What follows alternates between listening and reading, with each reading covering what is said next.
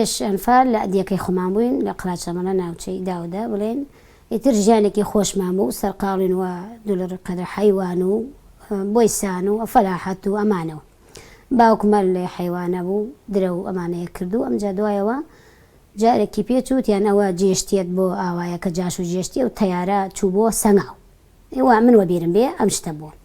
ئەچێ بۆ زوورە چێ بۆ قەرەق تەیارە هات و جێشات ومانە و تەقەشتیانە کرد دوایەوە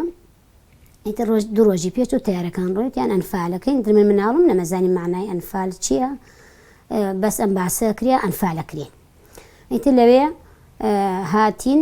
جێشاتە ئاوەیەکەمان ئێمە چوینە دەیەکی تر دیەکەمانێنەوە شۆفڵ ڕمان دیەکەی خۆمانیان ڕمان و بەرچاومانەوە بڵێن باوکم و مامەم و مناڵەکان ئێمە حوسەر خێزان بووین لە ماڵ خۆمان بێجگە لە مامەم و خێزانەکەی و مناڵەکان ئەوان سێ کەس بوون جیابوون لە ئێمە ئیتر لەوێ هاتینە گوندێکی تر دوایە ئەو گوندەکەیان ڕمان و ئاگریان تێبەرداوە شۆفڵ خانەکانیان ڕمان و بەرچاومەوە وە بیرمانی ئەوم لە بیرە ئەمجا دوایەوە هاتینە لە سوورە لەم لە سوورە جێش و جاش هات تەقەی کرد وتی بێن تەسلیم بن تەسلیم بووین حیوانەکان جێماڵێ و عیبنێ وڵاخ و لە ڕقەدر ئەمانەوەی تر مناڵ گریا و خەڵکە گریایەتە نیمەی ڕایە کرد پیاوەکان و نیمەی سوا سیارەکە بوو لەوێ سوار زیلمانیا کرد هاوڕمانیان بۆ قۆرەتوو لە قۆرەتوو شەوێک ماینەوە دوای شەوەکە برمانیان بۆ شوێنێک لای باخێک بوو نازانمەوە کوێیە شوێنەکەمیانی بیر نییە وتیان ئەمە لای جەلەولایە بۆ جنوبتانەوە بۆ شوێنی عنی تەوا ئەوانم لە بینێ بەزان ئەم باسە کرێن لە ناو سیارەکە خەڵکەکان کاتێ گەورەترن باسەیانە کردن سەگە دوای ئەوە تەیارەیە کات کۆپتەرێ بڵێن لە کەلارۆ شێخ جافر کەلارە ئەڵێت ئەم خەڵکە بگەڕێتەوە بۆ قۆرەتوو ئاید منن خەڵکەکە بابێتە دو ئەو شەوەیش هەم برمانێنە بۆ قۆرەتوو ئەمە باوکمان لەگەڵای مامەمان تر خزمەکان هەمووی کۆم برمانیانە تۆبزاوە لە کەرکووک لە کەرکوو لەوێ ئەسر بوو هەروەکەم کاتە باران و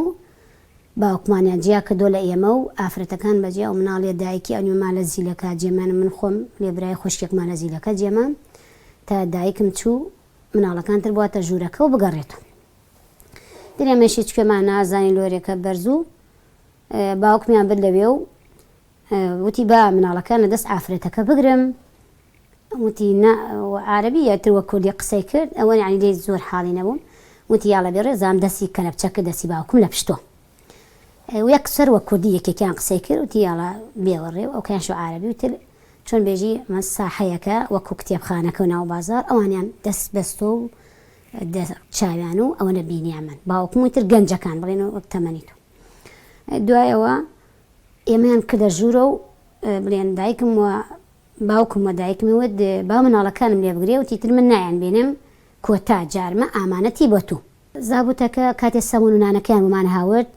دەمی غازەکەیان نەکردە ناو سەمونەکە لە بەرەو عیبنیە غازەکە بچێتە ناو سەمونەکە و سەمونەکە بخۆی بمان کوژێت ینی بۆنی غازەکە هەڵمەژێ غازەکە بەتاڵ بێ لە باتیە بچێتە سەرچێت چێتە ناو ئەو سەمونانەوە ئێنداوە ئێمە ئیترێکرە ژوورێکەوە تا ڕقە بووە سەمونەکە ناگەنیان نەیداوە ئێمە لەبرە بمان کوژێ وتی من تعزیباتە لێتان بدەم بەس لێتان نادەم تعزیب نەپستاندەم ئەتی دوایەوە شووتی هاوڕماکیەوەنە ڕزمان لە پاڵ دایکم ناشت و حەجاج بیخۆن وتم من نایخۆم وتی بۆ نایخۆ کوردی وتم ئەی گەنیاوە چۆن بیخۆم وتی یەکتر لێمیدا دایە سەرما و دەستیشی مشکان کرمێ پێچێکی ئەوەنەوە هەتا ئێوارەوە بێ دایکم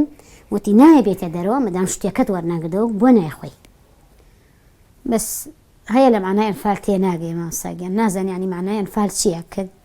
من قسەکەم بۆ ئێوە کاتێک سیرەکەی لە کەناڵیان قسە باسەکە کەسێکترەیە مەزاقی پێکات چۆن بێژی گاڵتەی پێکات وە قسەکە نازانێ معنای ئەنفال چییە کە ئەوە دەستی بۆ ئەنفالە ژیانی زۆر لێمە خۆشترە مامۆستاگیان مستەشارە جاشە هەروانەی سە باشترن هەروانە ینی پلەپایان لە ئێمە کەسکار ئەنفال بەرزترە کە دەستی بۆ ئەنفالە